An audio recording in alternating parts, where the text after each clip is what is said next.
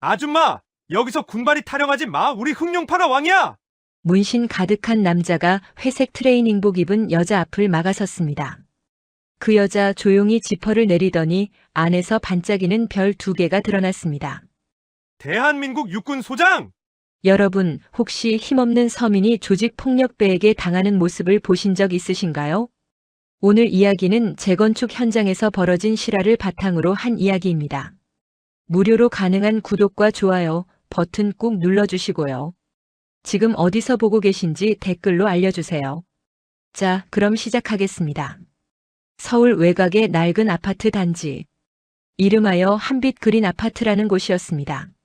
30년도 넘은 건물들이 줄지어 서 있고 벽면엔 금이 가고 페인트는 벗겨진 곳이었죠. 하지만 이곳은 그저 낡은 게 아니었습니다. 여기 사는 분들에겐 평생을 바쳐 마련한 세상에서 가장 소중한 보금자리였으니까요. 아침 7시. 단지 앞 커뮤니티 게시판엔 또 새로운 공지가 붙어 있었습니다. 재건축조합 긴급 총회 미참석 시 동의로 간주. 노인정에 모인 어르신들이 한숨을 내쉬며 말했습니다. 아이고, 또 저런 협박성 공지를 붙여놨네. 동의 안 하면 어떻게 되는 건가 몰라서. 바로 그때였습니다. 단지 정문 쪽에서 굉음이 들려왔습니다. 부르릉 부르릉. 검은색 승합차 2대가 천천히 들어오더니 정문 앞에 비스듬히 주차했습니다. 차 문이 열리고 남자들이 우르르 쏟아져 나왔습니다. 7명. 모두 검은 셔츠에 가죽 재킷을 걸친 사내들이었습니다. 팔뚝엔 문신이 선명했고 눈빛은 날카로웠죠. 그중 가장 앞에 선 사내가 입을 열었습니다. 야, 오늘부터 여기 우리 구역이다. 알아들었냐? 목소리가 정문 앞 경비실까지 울려 퍼졌습니다. 경비원 아저씨가 떨리는 목소리로 물었습니다. 저기, 무슨 일이신지. 닥쳐, 네가 알 바 아니고. 사내가 손을 휘저으며 경비실 문을 발로 툭 찼습니다. 경비원은 더 이상 말을 잇지 못했습니다. 그 모습을 멀찍이서 지켜보던 주민 한 분이 속삭였습니다. 저 사람들, 조폭 아니야? 쉬, 조용히 해. 눈 마주치지도 마. 공포가 단지를 덮기 시작했습니다. 사내들 중 한 명이 손에 든 종이를 펼쳐들었습니다. 301동 402호, 305동 1201호, 308동 503호. 오늘까지 도장 안 찍은 집들 주소다. 이 집들 전부 오늘 안에 정리한다. 알았지? 예, 형님. 다른 조직원들이 일제히 고개를 숙였습니다. 바로 그 순간이었습니다. 305동 1층에서 노부부 한 쌍이 천천히 걸어 나왔습니다. 이만복 76살, 박말순 73살. 결혼한 지 50년이 넘은 부부였습니다. 이만복 할아버지가 떨리는 목소리로 말했습니다. 저기 혹시, 뭐야 할배? 문신 사내가 고개를 확 돌렸습니다. 조태식이라는 남자였습니다. 흑룡파 행동대장이라 불리는 자였죠. 우리 집도 그 명단에 있는 것 같은데요. 아, 305동 503호? 맞네. 할배 집이구만. 사내가 비웃듯 웃었습니다. 아직 도장 안 찍었지? 왜 안 찍었어? 박말순 할머니가 남편 뒤에서 조심스레 말했습니다. 그게 보상금이 너무 적어서요. 우리 평생 모은 돈으로 산 집인데. 평생?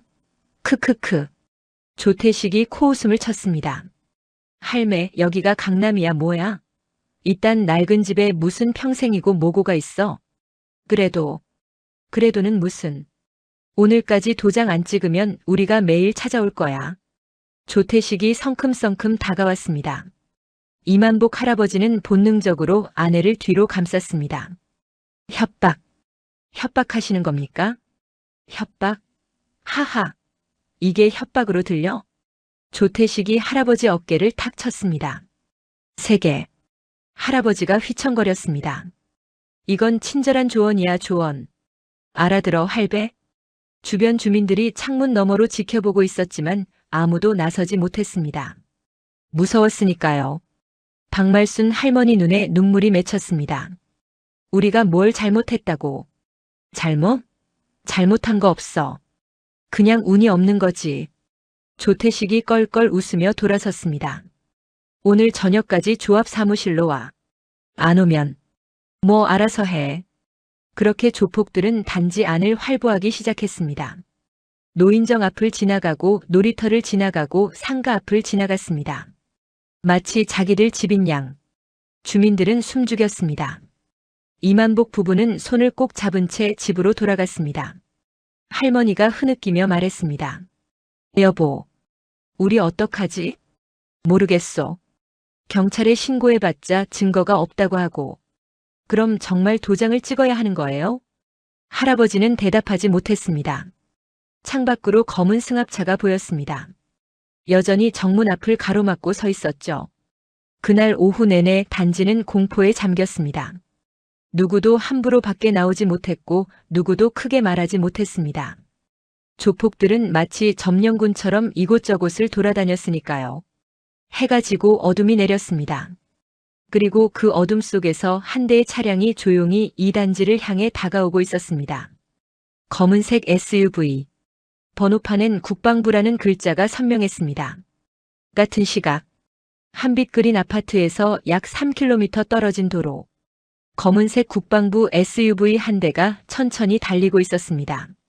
운전석에는 젊은 군인이 앉아 있었습니다. 김도윤 일병. 21살 육군 특수전사령부 소속 운전병이었죠. 그의 손은 핸들을 꽉 쥐고 있었고 눈은 전방을 주시하고 있었습니다.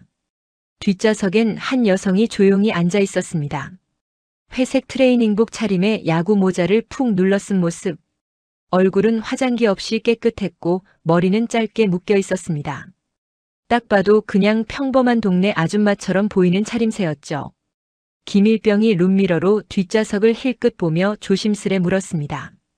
소장님, 부모님 댁에 잠깐 들르셨다가 바로 복귀하시는 거 맞죠? 뒷좌석에서 낮은 목소리가 들려왔습니다. 그래. 10분이면 돼. 알겠습니다.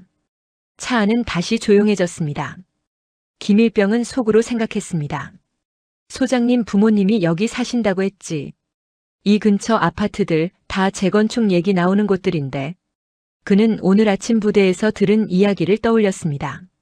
선임이 말했었죠. 야, 김일병. 조심해서 모셔. 소장님 부모님 댁 근처가 요즘 좀 시끄럽다더라. 그때는 그냥 그러려니 했습니다. 하지만 지금 한빛 그린 아파트 쪽으로 가까워질수록 묘한 느낌이 들었습니다. 거리가 왠지 어두웠습니다. 평소보다 사람도 적었고요. 차량이 아파트 단지 입구 신호등 앞에서 멈췄습니다. 김일병이 다시 물었습니다. 소장님, 정문으로 들어가면 되죠? 응. 짧은 대답. 신호가 바뀌고 차가 다시 움직이기 시작했습니다. 그런데 단지 정문이 보이는 순간 김일병의 눈이 커졌습니다. 정문 앞에 검은 승합차 2대가 비스듬히 주차되어 있었습니다. 그리고 그 주변엔 남자들이 서너 명 서성이고 있었죠. 담배를 피우며 지나가는 차들을 노려보고 있었습니다. 저건 뭐지? 김일병의 심장이 빨리 뛰기 시작했습니다. 본능적으로 느꼈습니다. 저 사람들 보통 사람들이 아니라는 걸. 소장님, 봤어. 뒷좌석에서 침착한 목소리가 들려왔습니다. 그냥 천천히 들어가. 네. 김일병은 속도를 줄이며 정문 쪽으로 차를 몰았습니다. 손에 땀이 배기 시작했습니다. 왜 하필 오늘? 왜 하필 소장님 모시고 있을 때? 차량이 정문 앞 5m 지점에 다가갔습니다. 그 순간이었습니다. 승합차 옆에 서 있던 사내 하나가 손을 번쩍 들어 올렸습니다. 잠깐. 그리고는 차 앞을 가로막고 섰습니다. 김일병이 급브레이크를 밟았습니다. 끽. 차가 멈췄습니다. 사내가 천천히 운전석 쪽으로 다가왔습니다. 창문을 탁탁 두드렸습니다. 김일병은 창문을 조금 내렸습니다. 무슨 일이십니까? 사내가 안을 들여다보며 말했습니다. 어이, 여기 오늘 공사 들어가는 거 몰라? 공사요? 그래. 그러니까 차 빼. 여긴 우리가 통제하는 구역이야. 김일병은 숨을 깊이 들이마셨습니다. 군인으로서 침착함을 유지하려 애썼죠. 저희는 국방부 공무 차량입니다. 잠시 주민댁에 들렀다가 나갈 예정입니다. 국방부? 사내가 코웃음을 쳤습니다. 국방부가 뭔데? 그는 차량 번호판 쪽으로 걸어가더니 손가락으로 툭툭 두드렸습니다. 국방부라. 여기선 그딴 거 안 통해. 다른 사내들도 하나둘 모여들기 시작했습니다. 순식간에 차량 주변이 남자들로 둘러싸였습니다. 7명. 모두 문신이 있고 눈빛이 날카로운 사내들이었습니다. 김일병의 등에 식은땀이 흘렀습니다. 이건 진짜 위험한 상황이다. 한 사내가 조수석 창문을 두드렸습니다. 야, 안에 누가 타고 있어? 뒷좌석 좀 봐봐. 여자 같은데? 사내들이 뒷좌석 쪽을 기웃거렸습니다. 김일병이 다시 말했습니다. 저희는 정말 잠시 들렀다가 갈 겁니다. 길을 좀 비켜주십시오. 들렀다가? 크크크. 가장 덩치 큰 사내가 웃었습니다. 조태식이었습니다. 여기 들어가려면 통행세 내야지. 차 한 대당 10만 원. 안 그러면 차 긁힐 수도 있고 말이야. 노골적인 협박이었습니다. 김일병의 손이 떨렸습니다. 하지만 물러설 수 없었습니다. 군인으로서 상급자를 모시고 있는 운전병으로서 저희는 공무 중입니다. 법적으로 방해하실 수 없습니다. 법? 크크크, 이 새끼 법 타령하네. 조태식이 갑자기 운전석 문을 확 잡아당겼습니다. 다행히 잠겨 있었습니다. 야, 문 열어. 안 열면 유리창 깨진다. 김일병의 심장이 터질 듯 뛰었습니다. 바로 그때였습니다. 뒷좌석에서 차분한 목소리가 들려왔습니다. 일병. 예, 소장님. 내가 나갈게. 하지만 괜찮아. 딸깍. 뒷좌석 문 잠금이 풀렸습니다. 김일병은 룸미러로 뒷좌석을 봤습니다. 회색 트레이닝복 입은 여자가 천천히 문 손잡이에 손을 올렸습니다. 차 문이 천천히 열렸습니다. 차 문이 열리고 최윤정이 천천히 내렸습니다. 회색 트레이닝복에 운동화. 모자를 푹 눌러 쓴 모습은 그저 평범한 동네 주민처럼 보였습니다. 키는 165cm 정도. 여자치곤 크지도 작지도 않은 체구였죠. 조폭들이 그녀를 보고 피식 웃었습니다. 뭐야, 아줌마였어? 차주가 여자라고. 조태식이 팔짱을 끼고 다가왔습니다. 아줌마, 여기가 어디라고 국방부 차 끌고 왔어? 최윤정은 조용히 말했습니다. 이 아파트는 공사구역이 아니라 아직 주민구역입니다. 당신들이 여기서 통행을 막을 권한은 없죠. 조태식이 다시 말했습니다. 야, 말 안 들려? 귀 막혔어? 들려요. 최윤정이 처음으로 입을 열었습니다. 목소리는 낮고 차분했습니다. 조태식의 얼굴이 일그러졌습니다. 이 아줌마가 지금 나한테 법 타령을 해? 사실을 말한 겁니다. 크크크. 조태식이 비웃었습니다.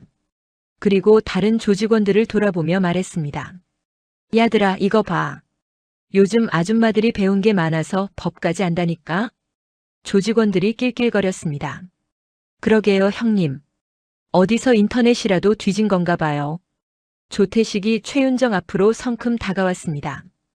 불과 1m 거리. 그는 고개를 숙여 최윤정의 얼굴을 들여다보며 말했습니다. 아줌마, 세상이 어떻게 돌아가는지 모르지. 여기는 법이 아니라 주먹이 센 놈이 왕이야. 알아들어? 최윤정은 여전히 무표정했습니다. 눈도 깜빡이지 않았죠. 그 모습이 조태식의 심기를 더 건드렸습니다. 야, 이 아줌마 지금 나 무시하는 거야? 그가 손가락으로 최윤정의 어깨를 툭툭 쳤습니다.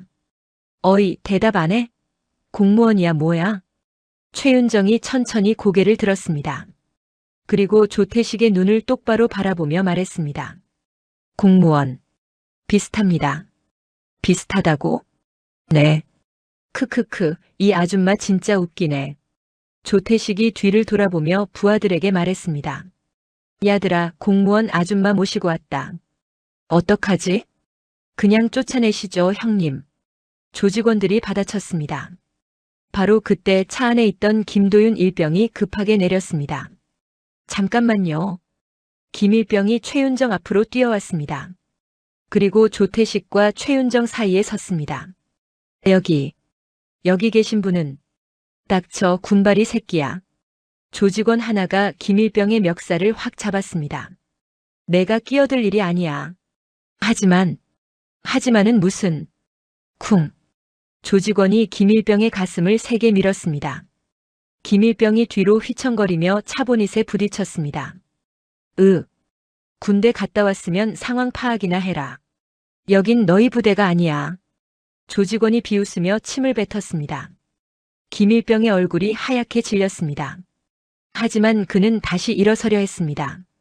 군인으로서 상급자를 보호해야 한다는 본능 때문이었죠. 일병. 최윤정의 목소리가 들려왔습니다. 차에 타 있어. 소장님. 하지만 명령이야. 김일병은 입술을 깨물었습니다. 하지만 명령은 명령이었습니다. 그는 떨리는 손으로 차 문을 잡고 다시 운전석으로 돌아갔습니다. 하지만 그 한마디가 조폭들의 귀에 들어갔습니다. 소장님? 방금 뭐라고 했어? 조태식의 눈이 가늘어졌습니다. 그는 최윤정을 다시 바라보며 물었습니다. 야 아줌마. 너 진짜 뭐야? 말했잖습니까? 공무원 비슷한. 소장? 무슨 소장? 최윤정은 대답하지 않았습니다. 조태식이 코웃음을 쳤습니다. 설마 구청 소장? 아니면 우체국 소장? 크크크. 조직원들이 함께 웃었습니다. 형님, 요즘 공무원들도 호칭 거창하게 쓰나 봐요. 웃음소리가 정문 앞을 가득 채웠습니다. 주민들은 창문 너머로 그 광경을 지켜보며 한숨을 쉬었습니다. 저 여자분. 괜히 나섰다가 다치겠어. 조폭들한테 대드는 게 아닌데. 하지만 아무도 나서지 못했습니다. 두려웠으니까요. 조태식이 최윤정의 코앞까지 다가왔습니다. 입냄새가 날 정도로 가까이. 아줌마 마지막으로 한 번만 더 말한다. 지금 당장 차 몰고 꺼져. 안 그러면. 그가 최윤정의 이마를 손가락으로 툭 건드렸습니다. 진짜 다친다. 바로 그 순간이었습니다. 최윤정의 눈빛이 변했습니다. 차갑고 날카롭고 무언가 결정된 눈빛. 선을 넘었다. 그녀는 천천히 트레이닝복 상의 지퍼에 손을 올렸습니다. 직. 지퍼가 천천히 내려갔습니다. 안에는 깔끔하게 다려진 육군 전투복 상의가 드러났습니다. 초록색 위장무늬. 가슴 왼쪽엔 이름표가 붙어 있었습니다. 최윤정. 그리고 목 부분의 벨크로를 살짝 젖히자. 반짝이는 은색 별 2개가 선명하게 드러났습니다. 주변에서 들숨 터졌습니다. 별이다. 2개다. 소장? 여군 소장이야? 김일병은 본능적으로 일어나 차렷 자세를 취했습니다. 육군 특수전사령부 소장 최윤정 장군님께 경례. 이제 구도가 완전히 뒤집혔습니다. 조폭들만 상황 파악이 늦어 얼떨떨해했습니다. 소장? 이게 진짜야 장난이야? 조태식의 얼굴에서 혈색이 빠졌습니다. 특수전사령부. 소장? 그의 머릿속이 하얗게 변했습니다. 특수전사령부. 대한민국 최정예 특수부대를 총괄하는 곳. 707 특수임무대대 UDT 공수특전단 등을 지휘하는 부대였습니다. 그리고 그 예하 부대의 소장이라는 것은 이건 진짜 큰일 났다. 조태식의 등에 식은땀이 흘렀습니다. 하지만 그는 아직 현실을 받아들이고 싶지 않았습니다. 허세라도 부려야 했습니다. 그렇지 않으면 부하들 앞에서 체면이 깎이니까요. 그래봤자. 사람은 사람이지. 그의 목소리가 떨렸습니다. 별 달았다고 뭐가 대단해. 여기선. 말끝을 흐렸습니다. 자신도 자기가 무슨 말을 하는지 모르겠다는 표정이었죠. 최윤정이 천천히 입을 열었습니다. 대한민국 육군 특수전사령부 예하 특수전 합동대응단 소장 최윤정입니다. 목소리는 차갑고 명료했습니다. 한 글자 한 글자가 칼날처럼 날카로웠죠. 당신들은 지금부터 군인의 공무를 방해하고 군 차량을 불법으로 정차시키고 상관에게 폭언 및 폭행을 시도한 현행범입니다. 주변의 공기가 더욱 무거워졌습니다. 주민들이 창문을 살짝 열고 밖을 내다보기 시작했습니다. 무슨 일인지 궁금했던 거죠. 이만복 할아버지와 박말순 할머니도 멀찍이서 지켜보고 있었습니다. 할머니가 떨리는 목소리로 물었습니다. 여보, 저 여자분, 군인이래. 별이 2개라니. 장군이잖아. 장군이 왜 여기에? 두 사람은 눈을 크게 떴습니다. 믿기지 않았으니까요. 저렇게 평범해 보이던 여자가 알고 보니 나라를 지키는 장성이었다니. 조태식의 뒤에 서 있던 조직원 하나가 슬금슬금 뒤로 물러났습니다. 도망칠 생각이었죠. 하지만 최윤정의 눈이 그를 향했습니다. 움직이지 마세요. 단 5글자. 하지만 그 목소리엔 명령의 무게가 실려 있었습니다. 조직원의 발이 얼어붙었습니다. 움직일 수가 없었습니다. 마치 맹수 앞에 선 토끼처럼 본능이 그를 얼려버린 거죠. 조태식이 마른 침을 삼켰습니다. 그는 여전히 허세를 부리고 싶었습니다. 하지만 목소리가 나오지 않았습니다. 최윤정이 한 걸음 앞으로 나아갔습니다.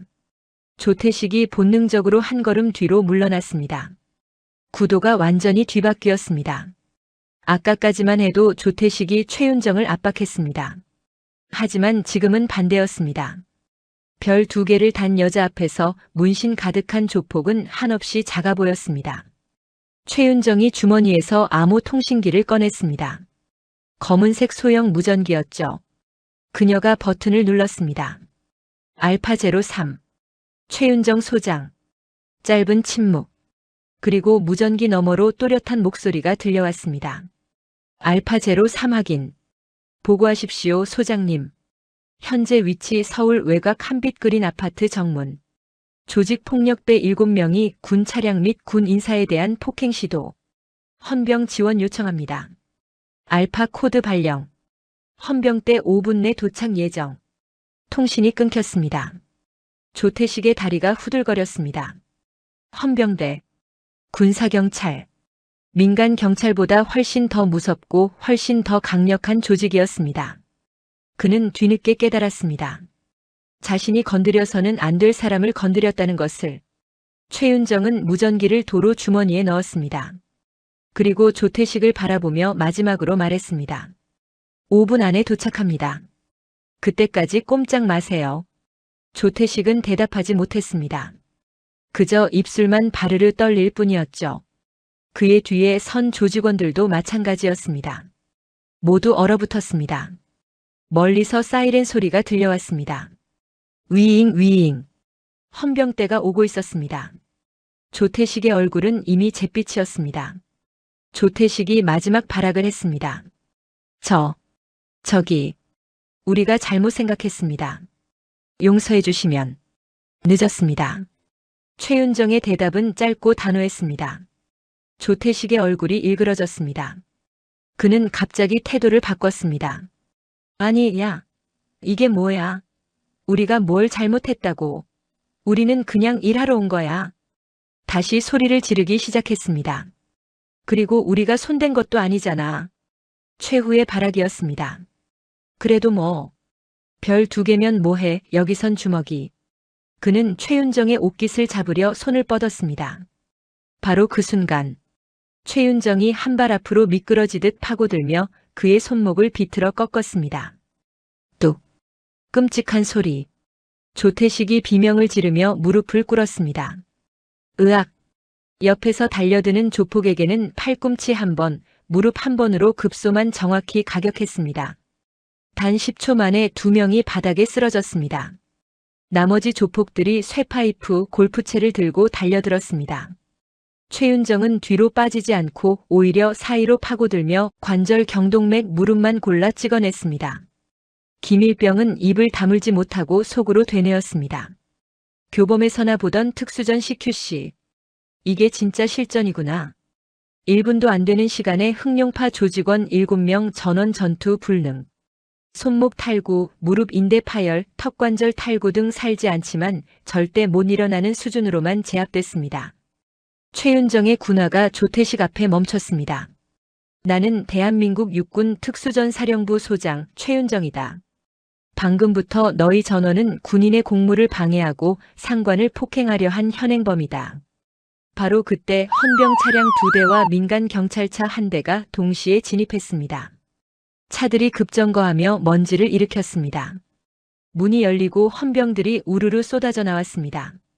완전 무장 상태였습니다. 헤드 헌병 중사가 최윤정 앞으로 다가와 격려했습니다. 소장님, 헌병대 출동 완료했습니다.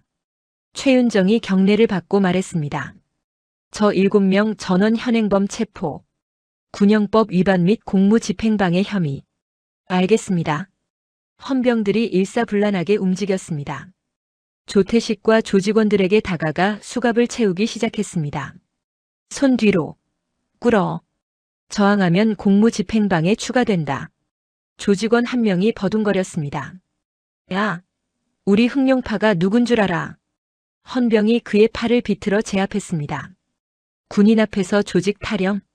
더 하고 싶으면 해봐. 딸깍 딸깍 딸깍. 수갑 소리가 연달아 들렸습니다. 7명 모두 무릎을 꿇고 손이 묶였습니다. 주민들이 하나둘 밖으로 나오기 시작했습니다. 이만복 할아버지와 박말순 할머니도 천천히 다가왔습니다. 할머니의 눈에는 눈물이 가득했습니다. 장군님, 목이 메어 말을 잇지 못했습니다. 최윤정이 두 노인에게 다가갔습니다. 그리고 공손하게 고개를 숙였습니다. 놀라셨죠? 괜찮으십니까? 할아버지가 떨리는 손으로 최윤정의 손을 잡았습니다. 고맙습니다. 정말 고맙습니다. 아닙니다. 제가 해야 할 일을 한 것뿐입니다. 할머니가 흐느끼며 말했습니다. 몇 달 동안 저 사람들 때문에 잠도 못 잤어요. 이제 괜찮습니다. 두 분은 아무 잘못 없으십니다. 민간 경찰도 현장에 도착했습니다. 경찰 반장이 최윤정에게 다가와 인사했습니다. 소장님, 합동수사 진행하겠습니다. 이 사건은 단순 폭행이 아닙니다. 최윤정이 주변을 둘러보며 말했습니다. 재건축조합, 구청, 그리고 배후 세력까지 전부 연결되어 있을 겁니다. 알겠습니다. 철저히 수사하겠습니다. 헌병들이 조폭들을 차량에 태우기 시작했습니다. 조태식이 차에 오르기 직전 최윤정을 돌아봤습니다. 그의 눈빛엔 후회가 가득했습니다. 하지만 이미 늦었습니다. 차량 문이 닫혔습니다. 헌병 차량이 천천히 출발했습니다. 사이렌 소리가 다시 울려 퍼지며 조폭들을 싣고 멀어져 갔습니다. 단지 입구는 다시 조용해졌습니다. 하지만 이번엔 공포의 침묵이 아니었습니다. 안도의 침묵이었죠. 주민 한 분이 박수를 치기 시작했습니다. 그러자 다른 주민들도 하나둘 박수를 쳤습니다. 창문 너머에서도 노인정에서도 놀이터에서도 박수 소리가 단지 전체를 울렸습니다. 최윤정은 담담한 표정으로 고개를 숙여 인사했습니다. 김도윤 일병은 그 모습을 보며 가슴이 뜨거워졌습니다. 이게 진짜 군인이구나. 별을 다는 사람은 이래서 별을 다는 거구나. 그날 밤부터 톱니바퀴가 돌아가기 시작했습니다. 헌병대 조사실. 조태식은 모든 것을 자백했습니다. 재건축조합장 강철민의 이름, 구청 건축과장 유승호의 이름, 그리고 뒤에서 돈을 받던 시의원 박종수의 이름까지. 블랙박스 영상은 결정적 증거였습니다. 우리는 그냥 일하러 온 거야. 재건축조합이 시켜서. 자기 입으로 한 말이 고스란히 녹음되어 있었습니다. 검찰과 경찰이 동시에 움직였습니다. 다음 날 새벽, 재건축조합 사무실, 구청 건축과 시의원 사무실의 수사관들이 동시에 들이닥쳤습니다. 긴급 체포합니다. 압수수색 영장 집행합니다. 강철민 조합장은 위스키 잔을 떨어뜨렸습니다. 와장창. 유승호 과장은 서랍 속 현금 봉투를 숨기려다 그대로 덜미를 잡혔습니다. 박종수 시의원은 서류를 태우던 중 체포됐습니다. 딸깍 딸깍 딸깍. 단 하루 만에 거대한 비리 카르텔이 무너졌습니다. 통장 추적 결과 조합에서 조폭에게 흘러간 돈이 수억 원. 그 돈은 구청 공무원과 시의원을 거쳐 세탁됐습니다. 완벽한 범죄 조직이었습니다. 하지만 한 여자의 개입으로 모든 게 드러났습니다. 일주일 후, 한빛 그린 아파트 주민들은 뉴스를 보며 입을 다물지 못했습니다. 재건축 비리 일당 전원 구속, 조합장부터 시의원까지 줄줄이 검거. 이만복 할아버지가 중얼거렸습니다. 이렇게 큰 조직이었구나. 박말순 할머니가 떨리는 손으로 말했습니다. 그분이 아니었으면 우리는 평생 모를 뻔했어요. 단지 정문엔 더 이상 검은 승합차가 없었습니다. 조폭도 협박도 공포도 사라졌습니다. 주민들은 다시 자유롭게 숨 쉴 수 있었습니다. 노인정에선 어르신들이 모여 이야기를 나눴습니다. 그 장군님 정말 하늘이 보내신 분 같아. 별 2개 달고도 저렇게 겸손하시다니. 우리 같은 늙은이들을 지켜주시려고. 감사의 말들이 오갔습니다. 그리고 모두가 결심했습니다. 이 은혜를 절대 잊지 않겠다고. 석 달 후 국방부 고등군사법원 육중한 건물 앞엔 취재진들이 몰려 있었습니다. 호송 차량에서 내리는 조태식과 조직원들 모두 수갑을 찬 채 고개를 숙이고 있었습니다. 조태식의 얼굴은 석 달 전과 완전히 달랐습니다. 수척하고 생기없고 눈빛은 흐릿했습니다. 구치소 생활이 그를 완전히 바꿔놓았던 거죠. 법정 안. 방청석은 이미 가득 차 있었습니다. 한빛 그린 아파트 주민들이 대부분이었습니다. 이만복 할아버지와 박말순 할머니도 앞줄에 앉아 있었습니다. 재판장이 입장했습니다. 일동 기립. 법정 앞 모든 사람이 일어섰습니다. 재판장이 자리에 앉자 모두 따라 앉았습니다. 피고인들 일어서시오. 조태식과 조직원들이 천천히 일어섰습니다. 재판장이 서류를 넘기며 말했습니다. 피고인 조태식 그리고 흑룡파 조직원 6명 여러분은 군형법 제47조 상관 폭행 미수, 형법 제144조 공무집행방해, 형법 제324조 강요 등 다수의 혐의로 기소됐습니다. 목소리는 차갑고 엄숙했습니다. 군 검사가 일어났습니다. 재판장님, 검찰 측 증거를 제출하겠습니다. 스크린에 블랙박스 영상이 재생되기 시작했습니다. 국방부가 뭔데? 아줌마 말귀 못 알아듣냐? 여기선 우리가 왕이야. 조태식의 목소리가 법정 안에 울려 퍼졌습니다. 방청석에서 한숨소리가 새어나왔습니다. 주민들은 그날의 공포를 다시 떠올렸습니다. 영상은 계속됐습니다. 김도윤 일병이 밀려 차보닛에 부딪히는 장면. 군발이 새끼가 뭔 상급자 타령이야. 조직원이 김일병을 밀치는 장면이 선명하게 담겨 있었습니다. 그리고 마지막.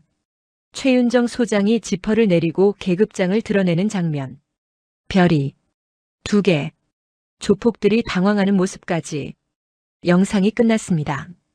법정은 무거운 침묵에 잠겼습니다. 군 검사가 말했습니다. 피고인들은 대한민국 육군 소장을 폭행하려 했습니다. 이것은 단순한 폭행 미수가 아닙니다. 군의 위계 질서를 무너뜨리고 국가 공권력을 조롱한 중대한 범죄입니다. 조태식의 고개가 더 깊이 숙여졌습니다. 증인 신청합니다. 피해자 이만복, 박말순 씨를 증인석에 세워주십시오. 이만복 할아버지와 박말순 할머니가 천천히 일어났습니다. 2 사람은 떨리는 다리로 증인석까지 걸어갔습니다. 선서를 마친 후 할아버지가 증언을 시작했습니다. 저희는 30년 넘게 한빛 그린 아파트에서 살았습니다. 목소리가 떨렸습니다. 평생 모은 돈으로 마련한 집이었습니다. 그런데 재건축 때문에 할아버지는 잠시 말을 멈췄습니다. 감정이 북받쳐 오르는 것 같았습니다.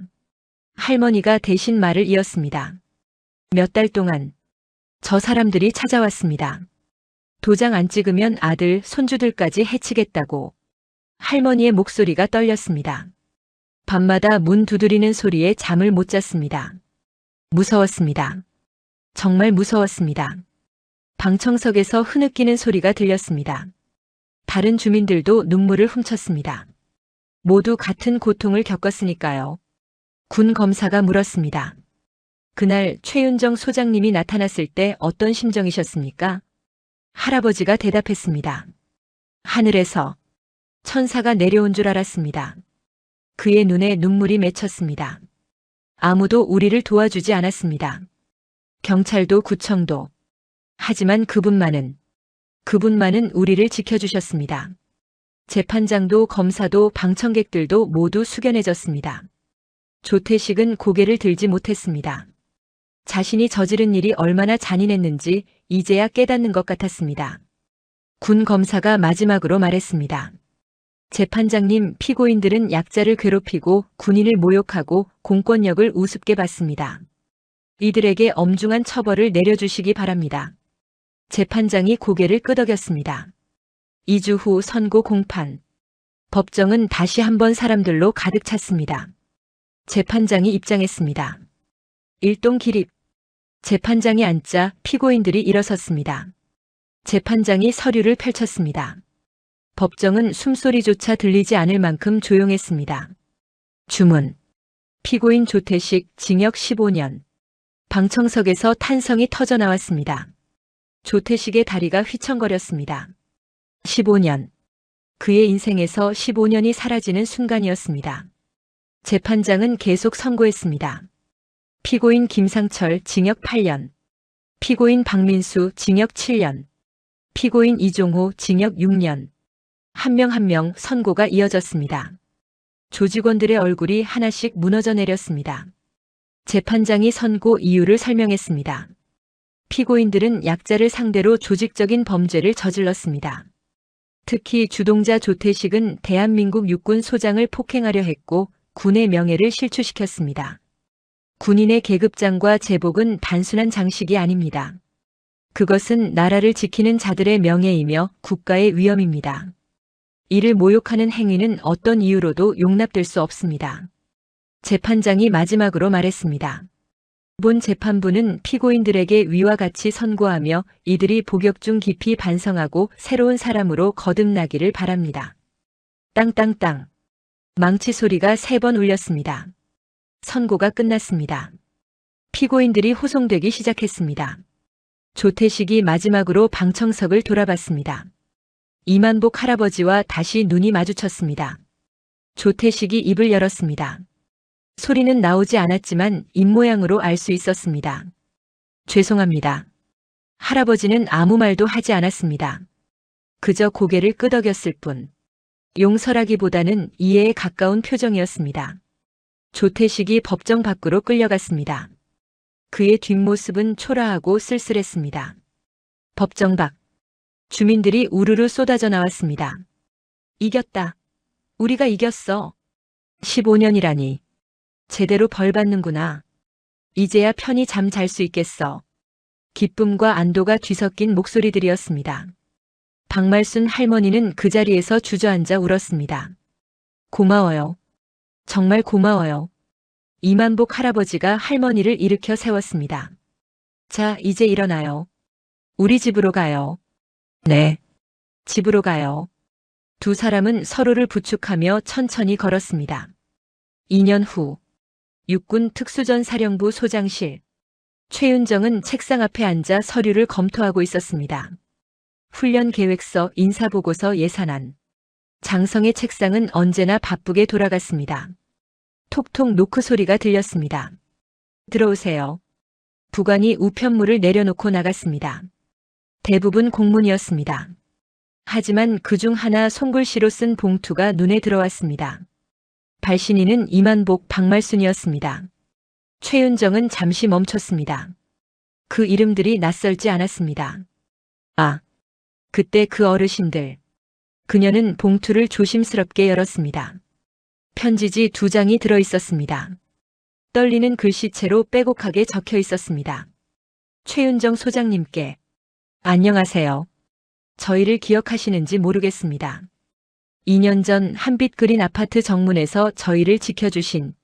최윤정은 천천히 편지를 읽어 내려갔습니다.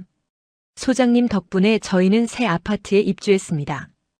깨끗하고 따뜻한 집에서 평온하게 살고 있습니다. 손주들도 자주 놀러 옵니다. 이제는 두려움 없이 문을 열 수 있습니다. 편지는 계속됐습니다. 소장님이 아니었다면 저희는 집을 잃었을 겁니다. 아니, 집보다 더 소중한 것을 잃었을 겁니다. 존엄과 희망을요. 소장님은 저희에게 단순히 조폭을 막아주신 게 아닙니다. 세상엔 아직 정의가 살아있다는 것을 보여주셨습니다. 최윤정의 손이 잠시 멈췄습니다. 가슴 한쪽이 따뜻해지는 느낌이었습니다. 저희 나이가 이제 80에 가까워집니다. 얼마나 더 살지 모르지만 죽을 때까지 소장님을 잊지 않겠습니다. 저희 자식들에게도 손주들에게도 이야기했습니다. 하늘에서 내려온 천사 같은 분이 계셨다고. 아니, 천사가 아니라 진짜 군인이셨다고. 힘은 약자를 지키기 위해 존재한다는 것을 보여주신 분이라고. 편지 마지막 부분이었습니다. 소장님 건강하십시오. 부디 오래오래 나라를 지켜주십시오.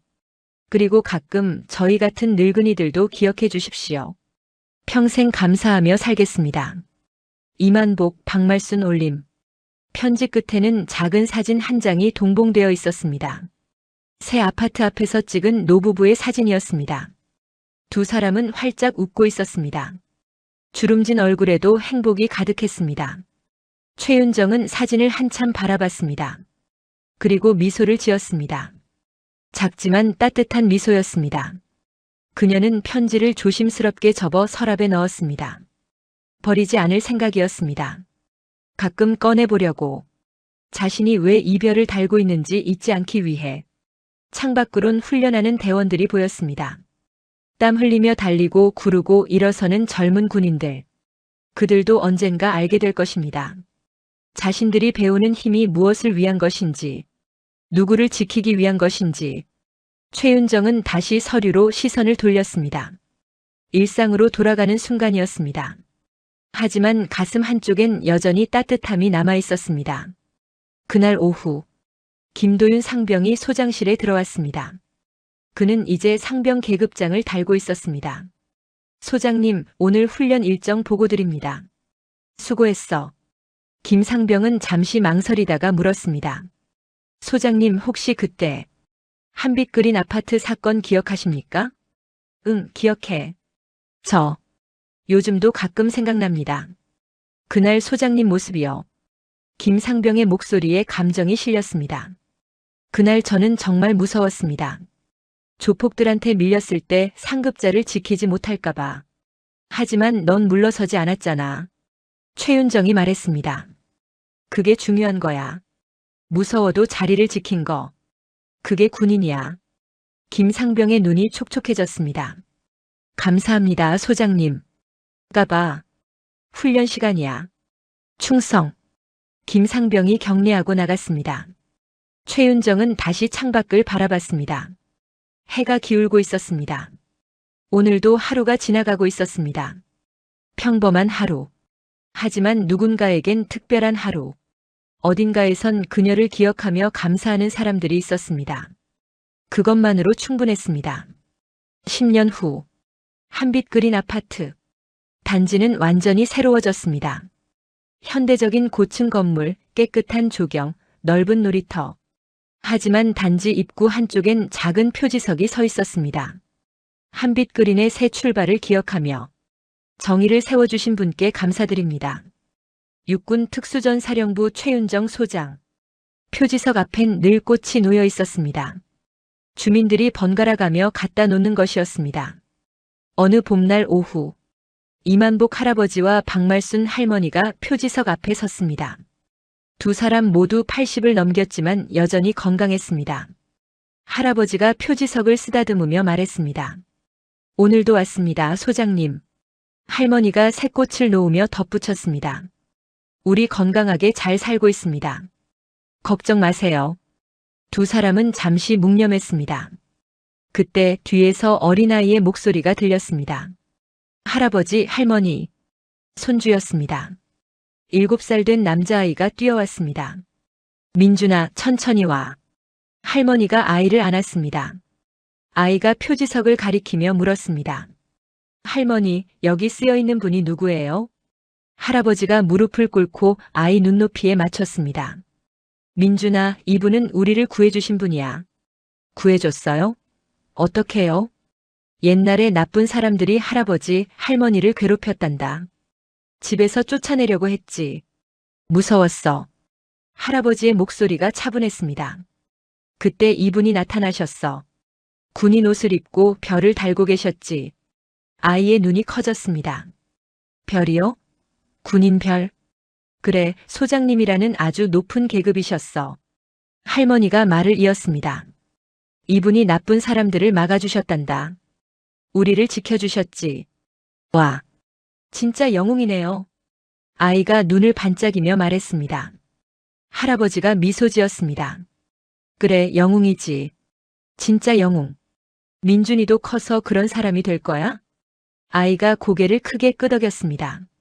네. 저도 약한 사람들 지켜줄 거예요. 그래, 우리 민준이 착하네. 할머니가 아이의 머리를 쓰다듬었습니다. 세 사람은 표지석 앞에서 한참을 머물렀습니다. 그리고 천천히 집으로 돌아갔습니다. 같은 시각, 육군 특수전사령부. 최윤정 소장은 여전히 그 자리에 있었습니다. 10년이 흘렀지만 그녀는 크게 달라지지 않았습니다. 조금 더 깊어진 눈가의 주름, 조금 더 차분해진 목소리. 하지만 본질은 같았습니다. 오늘도 훈련장엔 신병들이 가득했습니다. 땀 흘리며 구르고 일어서고 다시 달리는 젊은이들. 최윤정은 그들을 지켜봤습니다. 한 신병이 넘어졌습니다. 장애물 코스에서 균형을 잃은 것이었습니다. 최윤정이 다가갔습니다. 일어설 수 있나? 죄송합니다, 소장님. 죄송하다고 하지 마. 다시 물어볼게. 일어설 수 있나? 노력해보겠습니다. 그럼 일어나. 신병이 이를 악물고 일어섰습니다. 다리가 휘청거렸지만 넘어지지 않았습니다. 최윤정이 그의 어깨를 톡 쳤습니다. 잘했어. 포기하지 않는 게 중요한 거야. 감사합니다. 훈련이 끝난 후 최윤정은 소장실로 돌아왔습니다. 책상 위엔 오늘도 서류가 쌓여 있었습니다. 그녀는 창밖을 잠시 바라봤습니다. 석양이 지고 있었습니다. 문득 그날이 떠올랐습니다. 10년 전 그날, 한빛 그린 아파트 정문, 조폭들 앞에 섰던 그 순간, 그때도 석양이 지고 있었습니다. 최윤정은 희미하게 미소 지었습니다. 그 어르신들은 어떻게 지내시려나? 그녀는 서랍을 열었습니다. 안엔 오래된 편지 한 통이 고이 접혀 있었습니다. 이만복, 박말순 부부가 보낸 편지. 그녀는 가끔 그 편지를 꺼내 읽었습니다. 자신이 왜 이 일을 하는지 잊지 않기 위해. 저도 감사합니다. 제가 할 일을 하게 해주셔서. 최윤정은 편지를 다시 접었습니다. 밤이 되었습니다. 야간 훈련이 시작되는 시간이었습니다. 최윤정은 전투복을 챙겨 입었습니다. 계급장을 목에 달았습니다. 별 2개. 그 작은 금속이 반짝였습니다. 훈련장으로 향했습니다. 신병들이 그녀를 보고 일제히 격려했습니다. 충성. 편히해. 오늘은 실전 훈련이다. 내가 직접 상대역을 해주겠다. 신병들의 눈이 커졌습니다. 훈련이 시작됐습니다. 최윤정은 한 명 한 명과 맞붙었습니다. 그녀는 신병들을 꺾기만 하지 않았습니다. 약점을 보여주고 개선 방법을 알려줬습니다. 여기서 중심을 잃었어. 다시. 좋아, 이번엔 괜찮았어. 하지만 속도가 느려. 땀과 먼지가 날렸습니다. 밤은 깊어갔지만 훈련은 계속됐습니다. 새벽 2시. 훈련이 끝났습니다. 신병들은 모두 쓰러져 있었습니다. 지쳤지만 눈엔 빛이 있었습니다. 최윤정이 말했습니다. 오늘 수고했다. 너희는 이제 특전사의 일원이다. 자부심을 가져라. 하지만 잊지 마라. 우리의 힘은 약자를 위해 존재한다. 우리의 별은 책임을 의미한다. 언제 어디서든 정의가 필요한 곳에 우리가 있어야 한다. 신병들이 일어섰습니다. 비틀거리면서도 차렷 자세를 취했습니다. 충성. 외침이 하늘로 울려 퍼졌습니다. 최윤정이 경례로 답했습니다. 신병들이 숙소로 돌아갔습니다. 최윤정은 혼자 훈련장에 남았습니다. 하늘을 올려다봤습니다. 별이 총총했습니다. 그중 2개가 유난히 밝게 빛났습니다. 마치 자신의 계급장처럼. 바람이 불었습니다. 차가운 새벽 바람. 하지만 그녀는 춥지 않았습니다. 가슴이 따뜻했으니까요. 어딘가에서 누군가는 편히 자고 있겠지. 두려움 없이 평화롭게. 그것만으로 충분하다. 최윤정은 훈련장을 나섰습니다. 내일도 할 일이 많았습니다. 하지만 그녀는 지치지 않을 것이었습니다. 이것이 그녀가 선택한 삶이었으니까요. 별을 단 살. 책임을 진 살. 약자를 지키는 살. 멀리서 닭이 울었습니다. 새벽이 오고 있었습니다. 어둠이 걷히고 빛이 밝아오고 있었습니다. 새로운 하루가 시작되는 순간이었습니다. 그리고 어딘가에선 한빛 그린 아파트의 주민들도 눈을 뜨고 있었습니다. 평화로운 아침을 맞이하며 두려움 없는 하루를 시작하며 그들은 알지 못했습니다. 그 평화를 지키기 위해 지금 이 순간에도 누군가 훈련하고 있다는 것을. 하지만 그것으로 충분했습니다. 최윤정에겐 그것만으로 충분했습니다. 해가 떠올랐습니다. 새로운 날이 밝았습니다.